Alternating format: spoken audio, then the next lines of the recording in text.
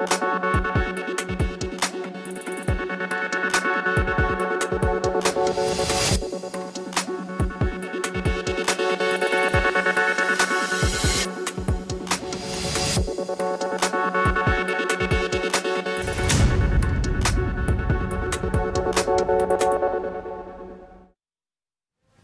आप देख रहे हैं जन टीवी और मैं आपके साथ आकांक्षा पारिक। खबरों की शुरुआत करेंगे, लेकिन उससे पहले एक नजर हेडलाइंस पर।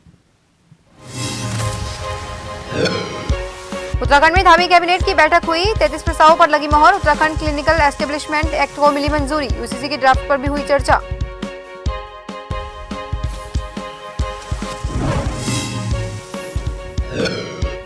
सीएम धामी ने किया प्रथम हिमालयन सांस्कृतिक केंद्र का शुभारंभ। 4 दिवसीय सांस्कृतिक उत्सव निदान की शुरुआत की। असम के कलाकारों ने धामी को किया सम्मानित।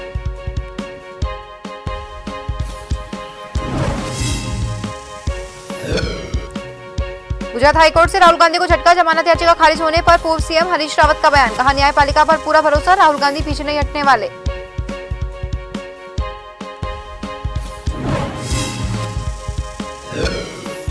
आगामी लोकसभा चुनाव में उत्तराखंड के वरिष्ठ नेताओं को अहम जिम्मेदारियां देने की तैयारी। राष्ट्रीय संगठन में मिल सकता है स्थान, कुछ दिनों में हो सकती है घोषणा।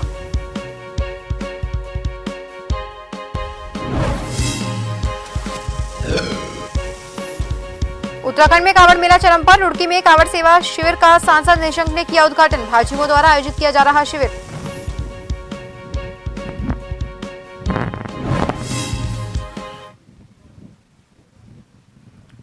और अब खबरें विस्तार से। मुख्यमंत्री पुष्कर सिंह धामी की अध्यक्षता में सचिवालय में सुबह 11 बजे से कैबिनेट की बैठक हुई। बैठक में कुल 33 प्रस्तावों पर मंजूरी हुई। मसूरी स्थित सर जॉर्ज एवरेस्ट हाउस को लेकर फैसला लिया गया। वहीं बैठक में उत्तराखंड क्लिनिकल एस्टेब्लिशमेंट एक्ट को भी मंजूरी मिल गई है। साथ ही नगर और ग्राम नियोजन विभाग में 245 पदों को स्वीकृति मिल गई है। इसके साथ ही प्रदेश के विकास के लिए कई अन्य योजनाओं पर चर्चा के बाद मोहर लगी। आपको बता दें, जुलाई महीने की ये पहली मंत्रिमंडल बैठक है। महत्वपूर्ण प्रस्तावों पर मोहर लगने के साथ ही यूसीसी के ड्राफ्ट पर भी चर्चा हुई। मास्टर प्लानर्स हैं, हमारा टाउन प्लानर्स हैं, इस तरह के पद भी हमारे हैं। तो एक प्लान डेवलपमेंट को आगे बढ़ावा देने के लिए इसमें मदद मिलेगी। कृषि विभाग का है, इसमें भेषज विकास इकाई में वर्गीकरण पर्यवेक्षक का एक पद है, जिसका ग्रेड वेतन 1900 से 2400 में उच्चीकृत करने का आज माननीय मंत्रिमंडल द्वारा निर्णय लिया। आड़त बाजार आवास विभाग का है, आड़त बाजार के कारोबारियों और अन्य प्रभावितों के विस्थापन के संबंध में है। आज इनके बारे में नीति भी आज माननीय मंत्रिमंडल द्वारा अनुमोदित की गई। मुख्यमंत्री पुष्कर सिंह धामी ने शुक्रवार को नींबू वाला गढ़ी कैंट देहरादून में संस्कृति विभागों द्वारा निर्मित उत्तराखंड के प्रथम हिमालयन सांस्कृतिक केंद्र का शुभारंभ किया। मुख्यमंत्री ने 4 दिवसीय सांस्कृतिक उत्सव निनाद का भी शुभारंभ कर हिमालयन सांस्कृतिक केंद्र में स्थापित वृहद संग्रहालय, प्रेक्षागृह, वाह्य और आंतरिक कला दीर्घा, पुस्तकालय और नाट्यशाला का अवलोकन किया और परंपरागत ढोल वादन कर लोकवाद्यों का सम्मान भी बढ़ाया। असम के लोक कलाकारों द्वारा बिहू नृत्य का प्रदर्शन कर मुख्यमंत्री को सम्मानित भी किया गया। एक तो ये जो हमारा सांस्कृतिक केंद्र है, इसका आज विधिवत रूप से उद्घाटन हो गया है, लोकार्पण हो गया है और निश्चित रूप से इसमें अनेकों जो कलाकार यहाँ पर आने वाले हैं, हमारे उत्तराखंड से जुड़े हुए कलाकार भी आने वाले हैं और देश दुनिया में जिन्होंने नाम किया है, वो सभी कलाकार 3 दिनों तक लगातार अपनी प्रस्तुति देने वाले हैं। हमारे यहाँ के लोक कलाकार भी उसमें भाग लेने वाले हैं। आरंभ माननीय मुख्यमंत्री के कार्यक्रम द्वारा हुआ, जो अपने आप में एक ऐतिहासिक है। लगभग 67 करोड़ की लागत से यहाँ पर हमारा संस्कृति केंद्र, ऑडिटोरियम, इसमें संग्रहालय भी है, पुस्तकालय भी है। हमारी उत्तराखंड की कला संस्कृति का प्रदर्शन यहाँ पर है। जोशीमठ ब्लॉक के अंतर्गत सुदूरवर्ती एरा गांव तक जाने के लिए करीबन 3 घंटा से अधिक पैदल खड़ी चढ़ाई पार करनी होती है, जिसकी वजह से आज एरा गांव पलायन का दंश झेल रहा है, जिसका सबसे बड़ा कारण स्वास्थ्य, शिक्षा, सड़क, दूरसंचार जैसी मूलभूत सुविधाओं का न होना है। आपको बता दें, विगत कुछ वर्षों में पहले एरा गांव में काफी चहल पहल रहती थी, लेकिन गांव में सुविधा न होने के चलते यहां के लोगों ने इस गांव को पूरी तरह से खाली कर दिया और दूसरी जगह अपना परिवार बसा दिया। और आज के दिन में इस गांव में सिर्फ और सिर्फ जंगली जानवर आते घूमते नजर आते हैं। वहीं आपको बता दें, यहाँ पर कई एकड़ भूमि पूरी तरह से बर्बाद हो चुकी है। यहाँ तक कि जो इस गांव को पुल जोड़ता था, वो मुख्य पुल भी पूरी तरह से जर्जर हालत में पहुंच चुका है, जिस पर अब सफर करना भी किसी खतरे से खाली नहीं है। आप तस्वीरों में अंदाजा लगा सकते हैं कि किस तरह से एरा गांव पूरी तरह से पलायन होता हुआ दिखाई दे रहा है। विकास खंड का एक ऐसा सुदूरवर्ती गांव जाना जाता है जिस गांव का नाम एरा गांव है। आपको बता दें कि जिस एरा गांव तक जाने के लिए करीबन 3 घंटा खड़ी चढ़ाई पार करनी है। बड़ी बात तो यह है कि एरा गांव अब पूरी तरह से पलायन हो चुका है। कारण है स्वास्थ्य, शिक्षा, सड़क, दूरसंचार न होना, जिस कारण एरा गांव पूरी तरह से पलायन हो चुका है। अब एरा गांव में कोई भी नजर नहीं आता है। नजर आते हैं तो सिर्फ जंगली जानवर। कैमरामैन साथी आदर्श भंडारी के साथ नवीन सिंह, जोशीमठ। उत्तराखंड के लक्सर में तेज बारिश का सिलसिला लगातार जारी है। तेज बारिश से चारों ओर जल भराव की स्थिति पैदा हो रही है। लक्सर की कॉलोनी, सड़कें और हजारों बीघा किसानों की फसलें भी पूरी तरह से जलमग्न हो चुकी है, जिसको देखते हुए नगर पालिका अध्यक्ष अमरीश गर्ग खुद बारिश में ही मोर्चा संभाले हुए हैं। उन्होंने बताया, जल भराव की स्थिति को देखकर सभी नालों की सफाई कराई जा रही है। भारी बारिश को देखते हुए उनकी पूरी टीम क्षेत्र में लगी हुई है। इसके साथ ही उन्होंने बताया, जहां भी पानी की निकासी में दिक्कत है, वहां पानी की निकासी कराई जा रही है, ताकि पानी की और जल भराव की स्थिति पैदा ना हो। देखिए, मैं पूरे लक्सर के चारों तरफ घूम रहा हूँ, चाहे वो हमारा आर्य समाज रोड हो, चाहे वो रुड़की रोड हो, चाहे वह आपका शुगर मिल रोड हो। कल मैंने सारे शुगर मिल के जितने नाले थे सब सुचारू रूप से साफ़ करवाए जेसीबी लगाकर।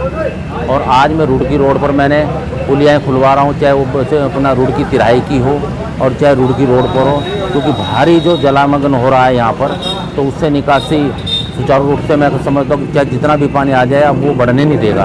पानी का आवागमन शुरू हो गया है और क्योंकि भारी वर्षा को देखते हुए हमने पूरे सतर्क हमारे सभी लोग लगे हैं। हमारे साथ में जेसीबी जहाँ भी सोचते हैं पानी अवरुद्ध है, वहाँ हम पानी को सुचारू रूप से चलाने का काम करते हैं।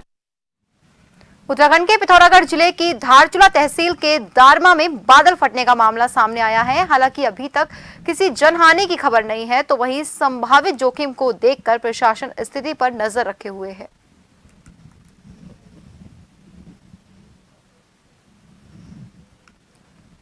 उत्तराखंड में मानसून सीजन लग चुका है और प्रदेश के कई हिस्सों में लगातार बारिश भी हो रही है। ऐसे में सबसे ज्यादा खतरा डेंगू का है। उत्तराखंड स्वास्थ्य विभाग ने प्रदेश के सभी जिलाधिकारी को डेंगू की रोकथाम के लिए एडवाइजरी जारी कर दी है। सभी जिलाधिकारी को निर्देशित किया गया है कि सभी एसडीएम को जिला अस्पतालों में निरीक्षण के लिए भेजा जाए और ये सुनिश्चित किया जाए कि उसे डेंगू के लिए बेड्स और प्लेटलेट्स जैसी सुविधा उपलब्ध हो। सचिव चिकित्सा शिक्षा और चिकित्सा स्वास्थ्य डॉक्टर आर राजेश कुमार का कहना है कि प्रदेश में अस्पतालों में मॉनिटरिंग का जिम्मा एसडीएम को दे दिया गया है, जिसके लिए सभी जिलाधिकारी को भी एडवाइजरी जारी कर दी गई है। जबकि पूरे प्रदेश में 40 ब्लड बैंक और 1460 बेड अलग अलग अस्पतालों में मौजूद है। उत्तराखंड में पिछले 24 घंटे में डेंगू के 4 नए केस दर्ज किए गए हैं, जिससे प्रदेश में अब डेंगू के मामलों की संख्या बढ़कर 16 हो गई है। स्वास्थ्य विभाग की ओर से डेंगू की रोकथाम के लिए जागरूकता अभियान भी चलाए जा रहे हैं, जिससे डेंगू के लार्वे को बढ़ने से रोका जा सके। डेंगू रोकथाम अभियान का एक अहम हिस्सा है और स्वास्थ्य विभाग समय समय पर जन जागरूकता अभियान हेतु वेरियस पोस्टर्स, पैम्फलेट्स इत्यादि प्रकाशित भी करता है और विभागों के माध्यम से भी डिसमिनेट हम लोग करते हैं और डिस्ट्रिक्ट एडमिनिस्ट्रेशन के माध्यम से भी हम लोग डिसमिनेट करते हैं। तो इस बार भी हम लोगों ने वही स्ट्रैटेजी फॉलो की। उत्तराखंड में साल 2023-24 शैक्षणिक सत्र के लिए स्कूल खुल गए हैं, लेकिन प्रदेश में पर्वतीय और मैदानी क्षेत्रों में कई स्कूलों में बिल्डिंग के हालात बदतर है, जिनकी मरम्मत के लिए अधिकारी पिछले 3 महीने से सिर्फ कोशिश ही कर रहे हैं। मानसून की शुरुआत में ही पूरे प्रदेश में जगह जगह जलभराव जैसी समस्या लोगों के लिए परेशानी का सबब बनी हुई है। वहीं शिक्षा विभाग महानिदेशक बंशीधर तिवारी का कहना है कि प्रदेश में 16,500 स्कूल ऐसे हैं जिनको अलग अलग कैटेगरीज में बांटा गया है। इस सूची में भी बी और सी कैटेगरी वाले 400 स्कूलों में मरम्मत का काम किया जाना है। देखिए, ऐसे हमने जो हमारे स्कूल हैं 16,500 सबका ABCD हमने कैटेगराइजेशन कराया है। इसमें C और D ऐसे हैं जिसमें C में थोड़ा मरम्मत की जरूरत है, D की बृहद मरम्मत या पुनर्निर्माण की जरूरत है। ऐसे हमने लगभग 500 विद्यालय चिन्हित किए हैं और उसका हमने DPR बना लिया है, उनकी मरम्मत की कार्रवाई कर रहे हैं। जहाँ तक क्षतिग्रस्त भवनों में पढ़ाई की बात है तो ऐसे जो कक्ष हैं उसमें मना किया हुआ है। एक ही स्कूल की जो अच्छी बिल्डिंग है सारे बच्चे उसमें बैठे हैं। और फिलहाल के लिए खबरों में रुकेंगे एक छोटे से ब्रेक के लिए।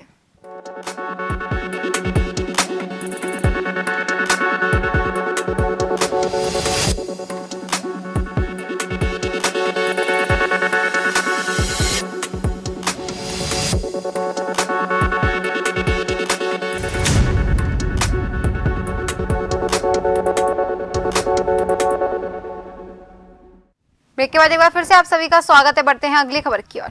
पिछले कुछ दिनों से मौसम का मिजाज पहाड़ों में बदला हुआ है। लगातार रिकॉर्ड तोड़ बारिश देखी जा रही है, जिस कारण जनजीवन काफी अस्त व्यस्त हो गया है। वहीं बात करें बद्री विशाल धाम जी की, तो भगवान बद्री विशाल जी के धाम में भी झमाझम बारिश हो रही है, जिस कारण नारायण धाम में बहुत कम तीर्थयात्री नजर आ रहे हैं। तस्वीरों में आप अंदाजा लगा सकते हैं कि किस तरह से ग्रामीण इलाकों में रिकॉर्ड तोड़ बारिश हो रही है, जो कि आप तस्वीरों के माध्यम से देख सकते हैं। लगातार बारिश के चलते कहीं ना कहीं फसल को नुकसान भी होता हुआ दिखाई दे रहा है।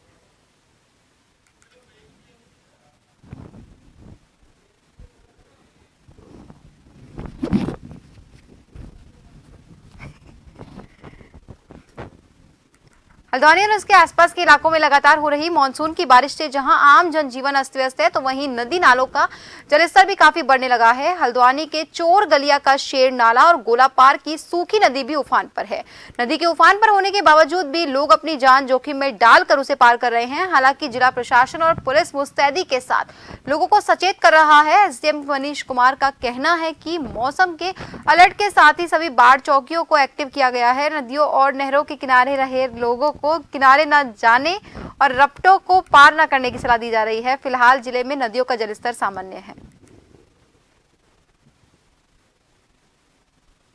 आपदा के दौरान या वर्षा काल के दौरान एक तो कंट्रोल रूम जो 24/7 काम करता है वो सक्रिय हो गया है तहसील में। ऐसा कोई भी स्थल जो सेंसिटिव है लोगों के जान माल के दृष्टिकोण से, उनको वहाँ पर बचाव के लिए संबंधित लोगों से, जनप्रतिनिधियों से वार्ता करके उनको दूर स्थान पर जाने के लिए या ऊंचे स्थान पर जाने के लिए समय समय पर जैसा अलर्ट जारी होता है बताया जाता है। और जो क्षेत्रीय लेखपाल हैं या राजस्व उप निरीक्षक है उनको सक्रिय किया गया है। उत्तराखंड के डोईवाला में एक बार फिर मूसलाधार बारिश हुई। वहीं डोईवाला क्षेत्र में हो रही बारिश को देखते हुए प्रशासन अलर्ट हो गया है और आपदा प्रबंधन टीम भी अलर्ट मोड पर है। वहीं मूसलाधार बारिश होने के चलते सड़कें भी जगह जगह जलमग्न हो गई है, जिसको लेकर प्रशासन ने परेशानी से निपटने के लिए पुख्ता इंतजाम किए हैं।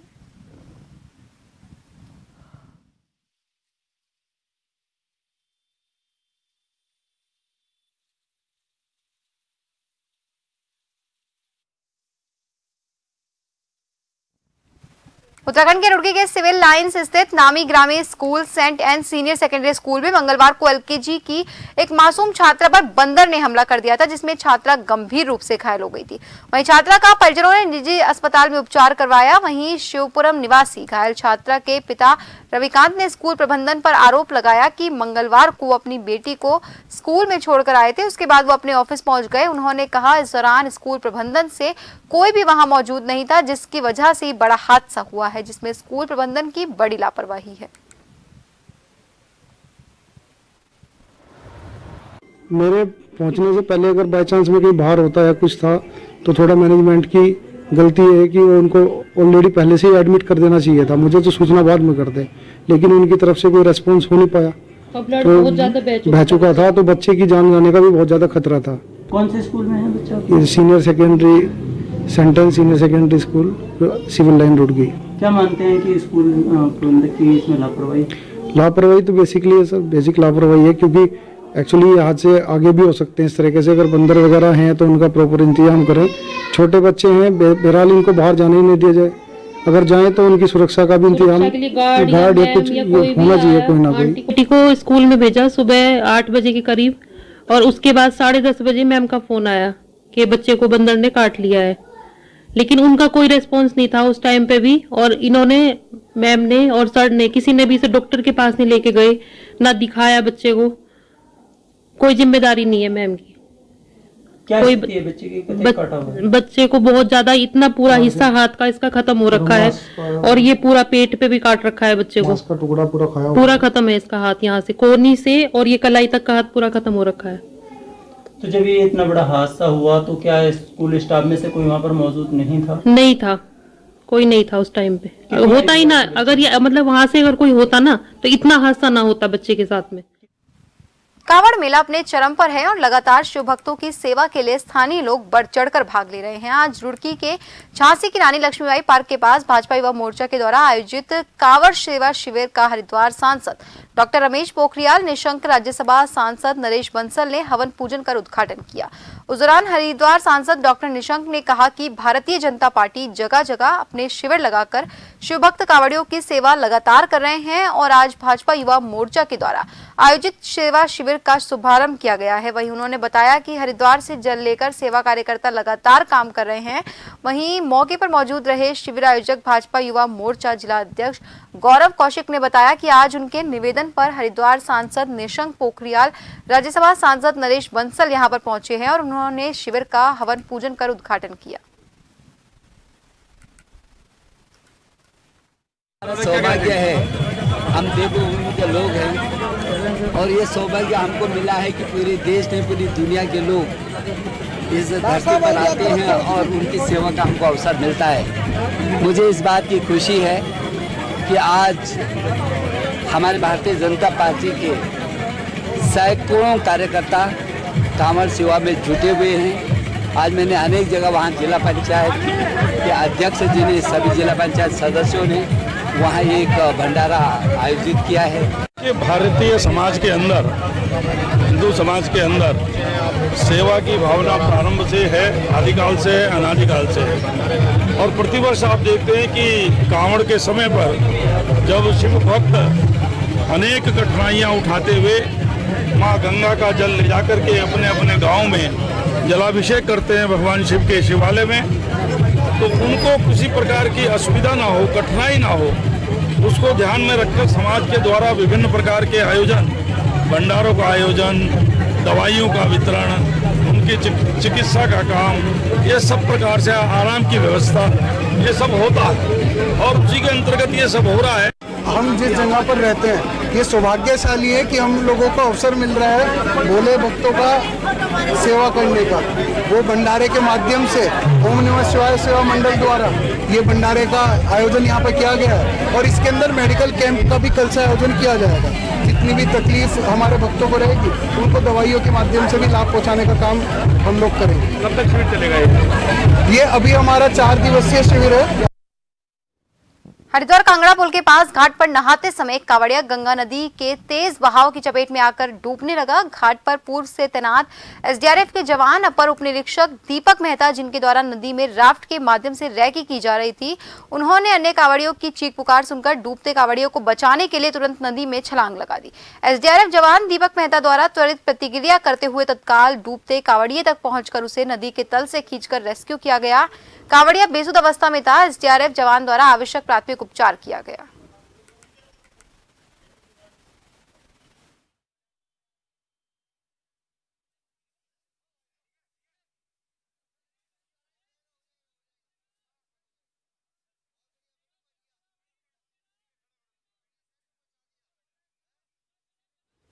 और अब आखिर में एक नजर हेडलाइंस पर।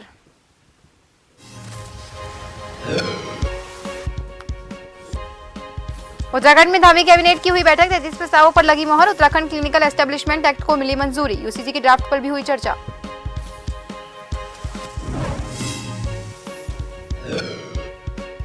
सीएम धामी ने किया प्रथम हिमालयन सांस्कृतिक केंद्र का शुभारंभ। 4 दिवसीय सांस्कृतिक उत्सव निनाद की भी की शुरुआत। असम के कलाकारों ने धामी को किया सम्मानित।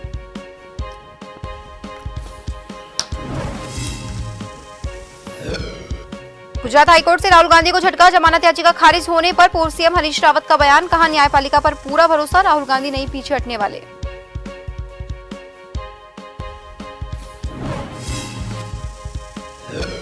आगामी लोकसभा चुनावों में उत्तराखंड के वरिष्ठ नेताओं को अहम जिम्मेदारियां देने की तैयारी, राष्ट्रीय संगठन में मिल सकता है स्थान, कुछ दिनों में हो सकती है घोषणा।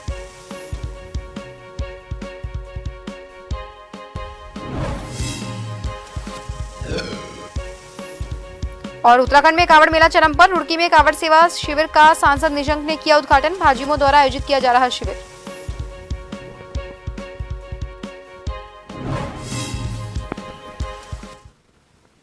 और फिलहाल के लिए इस बुलेटिन में इतना ही। बने रहिए जन टीवी के साथ। नमस्कार।